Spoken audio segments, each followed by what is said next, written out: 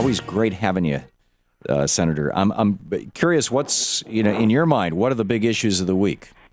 Well, how many hours do we have, Tom? we have one, as you know. We're on for 24 hours.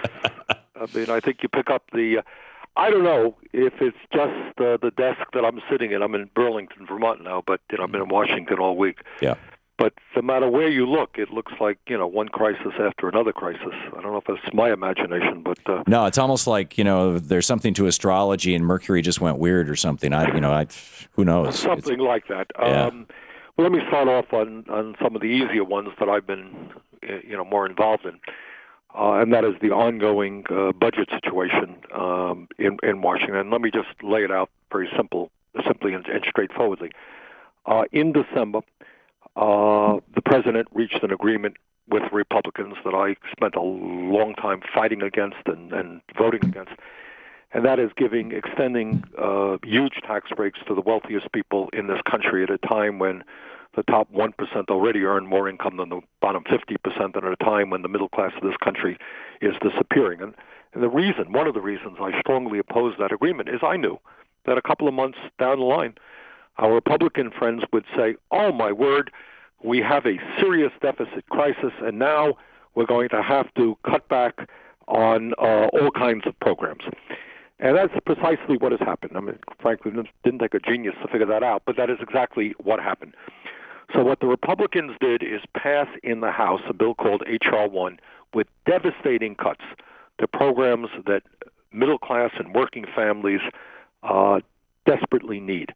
And this is taking place in the midst of a recession when poverty is increasing and many American workers are seeing a decline in their wages. Let me just very briefly rattle off some of the cuts that the Republicans want to impose. At a time when 50 million Americans today have no health insurance, the cost of health care is soaring. Some of us have worked very hard to expand community health centers all over this country, meaning that people can walk in the door, get quality health care regardless of their income.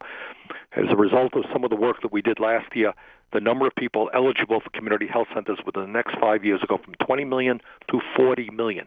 20 million additional people. What Republicans want to do is slash funding for community health centers, denying primary health care to 11 million people. Every worker who's listening to this program understands how hard it is to come up with quality, affordable child care. What the Republicans are proposing is 20% cut in the Head Start program, which would eliminate the program for 218,000 children and lay off some 55,000 Head Start personnel. Anyone who has dealt with the Social Security Administration, and my office does it every single day. People call in and say, hey, I applied for my benefits for disability, for whatever it may be. It's taken a long time. What the Republicans want to do is cut back on $1.7 billion for the Social Security Administration, meaning that there will be far more delays in the ability of people to get the benefits to which they are entitled. We're talking about major cutbacks in Pell Grants.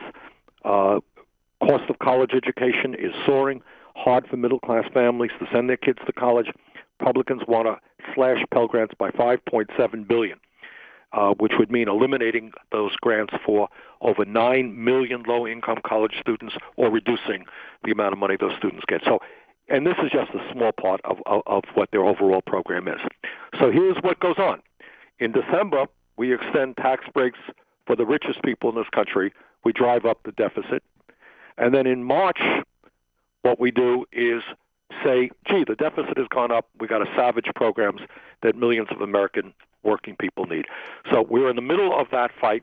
I am not impressed by the role that the White House is playing. I was just going to say, why would President Obama walk into the middle of this? I mean, well, I'm not into speculation. I think it has to do with his assessment of politics and the feeling that the American people do not want him to stand up and fight on principle, to ask whether it is appropriate to give tax breaks to billionaires and cut back on Head Start, or whether or not you reach some kind of compromise which does not go as far as the Republicans want. Right. Yeah, I know. He also. I mean, his press guy said on this show that they did it because that was the only way to get unemployment benefits extended. Well, but you see, what they that seems like a lousy trade-off. It was a horrendous trade-off, and I think it's been noted Republicans got about 90% of what they wanted, and the 10% that the Democrats got that I wanted, of course, an extension of unemployment benefits, you had the overwhelming majority of the people in America supporting that. Yeah. So with the Republicans, quote-unquote, caved in on that agreement is something that they go home and they say, hey, I voted for something the vast majority of the American people wanted. Right. Not quite an even trade, I think. And now the issue is, here's the trade-off now.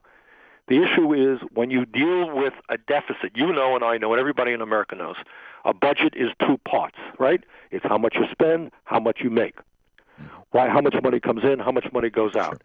Sure. And what the Republicans are doing is saying, the only issue is how much we spend. How much we spend. We have to cut Head Start. We have to cut Pell Grants. We have to cut Social Security Administration. We have to cut the children, the women's, infant, and children nutrition program for low-income pregnant women so that we prevent low-weight births. They want to cut EPA by 30%. So what some of us are saying, not a whole lot, but some of us are saying, and I think the number is growing, is what about shared sacrifice? Before you slash Head Start and Social Security Administration and college scholarships, what about asking the very wealthiest people in this country who are doing phenomenally well, maybe to pay a little bit more in taxes? You have made this proposal for a surtax on millionaires. Jan Schakowsky came on our TV show 2 nights ago to roll out her proposal in the House of Representatives to do the same thing, actually a graduated scale that went up all the way to $1 billion in income. And this morning I was watching MSNBC, and the reporter, the White House reporter, was asked the question, what's going on with the budget? And she said, well, the Republicans, of course, are looking for places to cut, and the Democrats are agonizing over the possibility that there may be cuts in some of their favorite programs. And I was yelling at the TV. Louise was sitting in the room with me. I was yelling at the TV. Tell them the Democrats are thinking about raising tax. Mention the word taxes. Let's see if she mentioned. And she never once mentioned the word taxes. I mean, the mainstream news is using the Republican frame. Absolutely. No, the Republicans have won the narrative. And the narrative is not shared sacrifice, not asking the wealthiest people in this country who have done phenomenally well, have received huge tax breaks, which have contributed to the deficit and the national debt. The narrative does not say, maybe these guys have got to play a role in deficit reduction. The narrative right now, the discussion is, well, how much do you cut Head Start? How much do you cut the Social Security Administration? How much do you cut EPA? Republicans want to do X. Democrats don't think we should go that far. That's the debate. And I think that's an absurd debate. And poll after poll says and makes it clear the American people do not believe that the only people who have to sacrifice are low-income and working people. 81%. Can you imagine? That's right. There was a poll came out a week or two ago, Wall Street Journal, NBC, 81% believed that there should be a surtax on millionaires, which is what we are proposing. That was the most preferred approach to a deficit reduction. Yeah, and it's off the table in corporate media in America. It's just astounding.